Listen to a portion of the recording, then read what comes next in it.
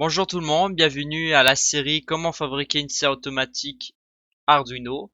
Dans cet épisode 2, on va apprendre à utiliser l'écran LCD pour afficher notre valeur d'humidité. Le sommaire de cette vidéo, je vais vous parler du matériel, du câblage, du code et on va finir sur une démonstration. Bon visionnage. Pour le matériel, vous aurez besoin des composantes que vous avez utilisées à l'épisode 1, donc le capteur d'humidité, la breadboard, l'Arduino avec ses branchements. Donc si vous n'avez pas déjà vu le premier épisode, je vous le recommande fortement. Il y a un lien qui s'affiche au-dessus de l'écran pour vous diriger à celle-ci. Donc dans cet épisode, vous aurez besoin de 13 câbles mal-mal, un potentiomètre, une résistance 220 ampères, donc ça ressemble à ça. Puis le plus important, notre écran LCD Display 1102 avec ses branchements mâles. C'était tout pour le matériel. Pour la partie câblage, on va commencer à insérer l'écran dans la breadboard. Donc je vais l'insérer au niveau du H.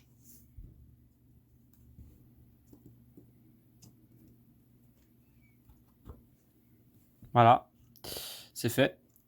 Ensuite, je vais alimenter l'écran. Donc, je vais prendre un fil bleu que je vais brancher au VAS et je le branche à la borne négative de la breadboard.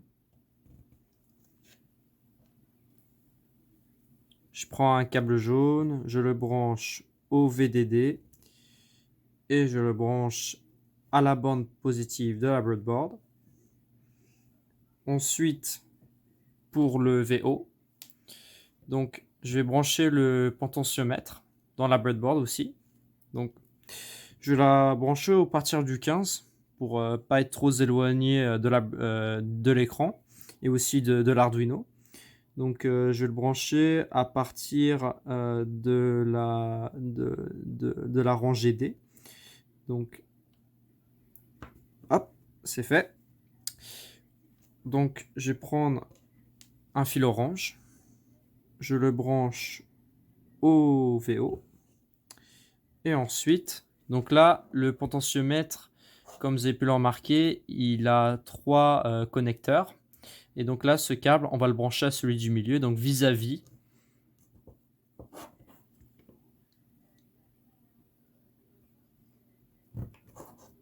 Et voilà. Donc là, il est vis-à-vis du branchement du milieu. Donc ensuite, on a le RS. Donc le RS, on va prendre un long câble. Donc on va prendre un long câble gris et on va le brancher au PWM12. Donc le PWM12 qui se situe ici.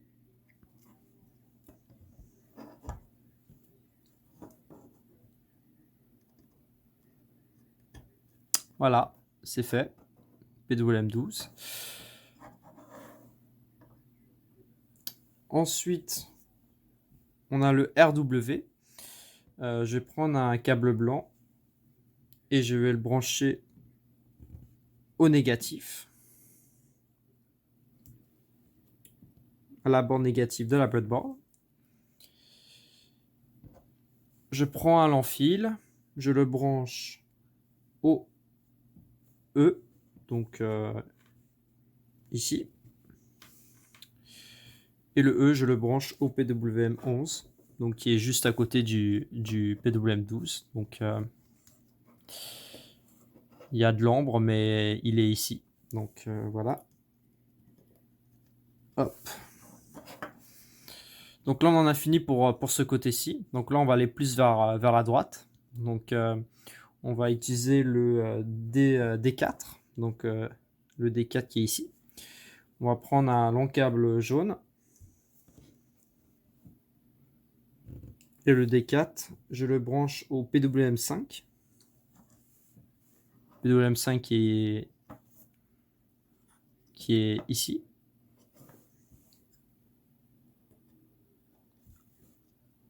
Hop. le D5, donc qui est juste à côté du D4. On le branche au PWM3.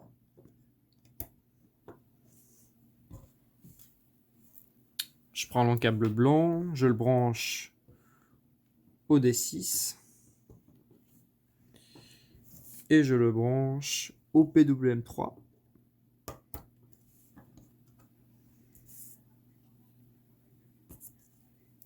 Je prends un câble noir, je le branche au D7.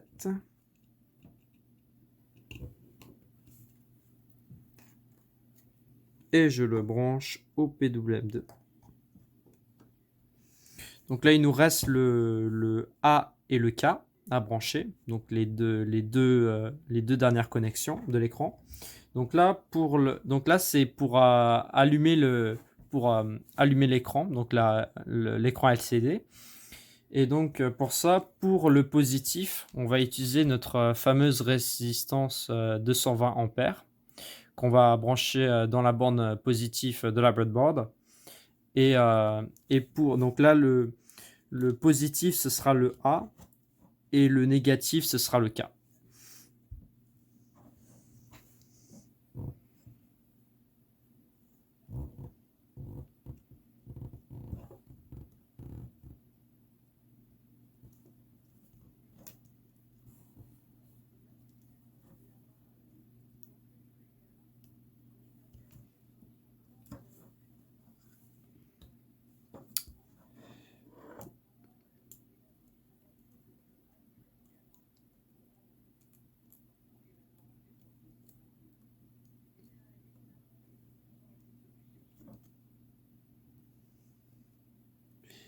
Voilà, avec un peu de difficulté, j'ai quand même réussi. Donc vous le voyez pas, mais j'ai branché la résistance à la borne positive. Donc là, il ne manque plus que le négatif. Donc le négatif, c'est le K.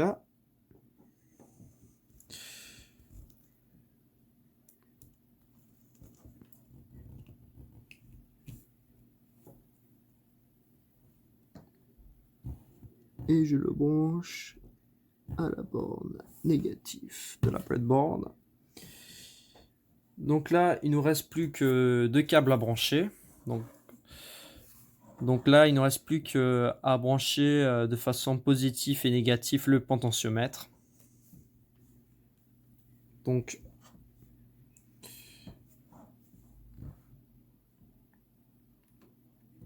le côté gauche, ce sera le positif. Donc là, on va utiliser le connecteur de gauche. Et je le branche à la borne positive de la breadboard.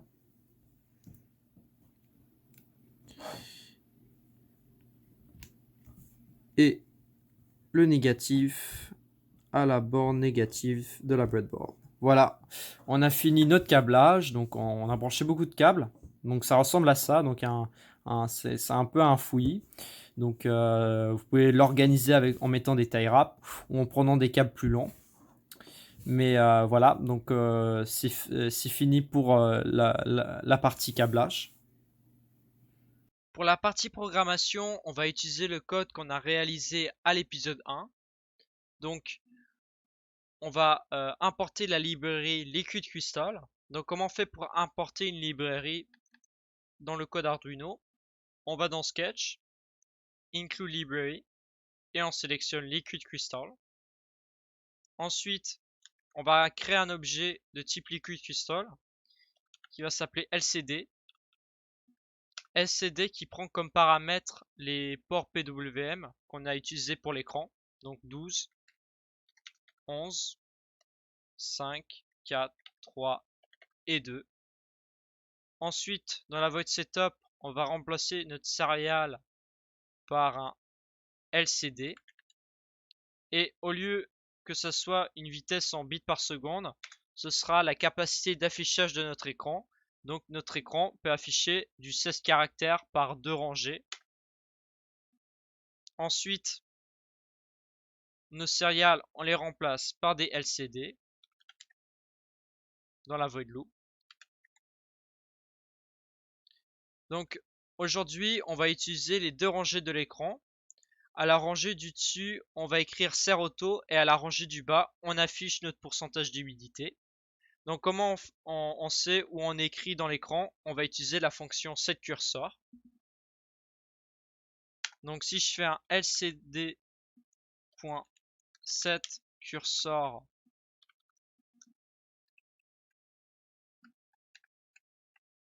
00, là je vais placer mon curseur au premier caractère de la première rangée.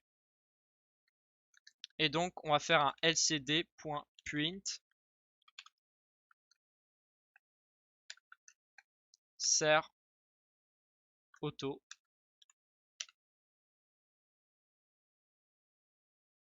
Ensuite, si on veut écrire à la rangée du bas, on fait un 0,1. On va rajouter un lcd.print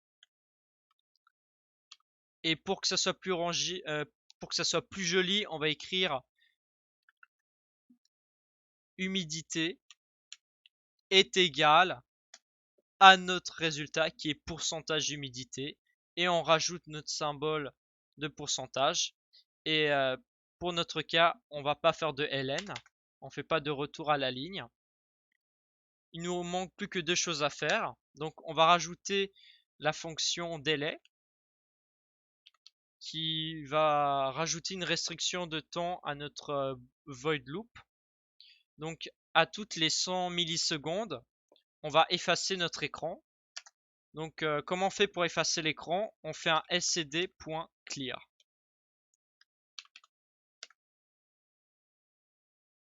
Voilà, c'était tout pour le code.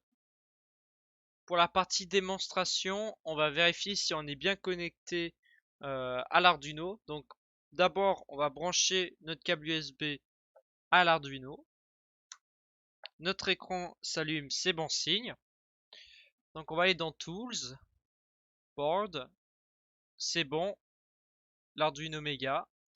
Processeur, c'est le bon, le port, c'est le bon. On peut maintenant vérifier notre code s'il y a une erreur. Notre code n'a pas d'erreur. On peut le pousser. Donc là, je vais utiliser le potentiomètre pour changer le contraste. Et voilà, on a notre résultat. Donc, Sert Auto humidité, ça fonctionne.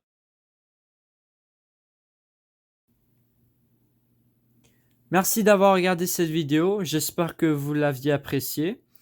Euh, Aujourd'hui, on a appris comment utiliser cet écran LCD pour afficher notre humidité.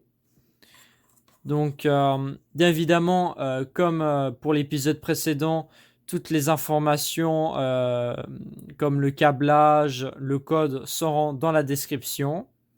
Si vous avez eu des problèmes ou si vous avez des questions concernant le projet, vous pouvez les poser dans l'espace commentaire. Ça me fera un plaisir d'y répondre. On se dit à bientôt à l'épisode 3. Ciao!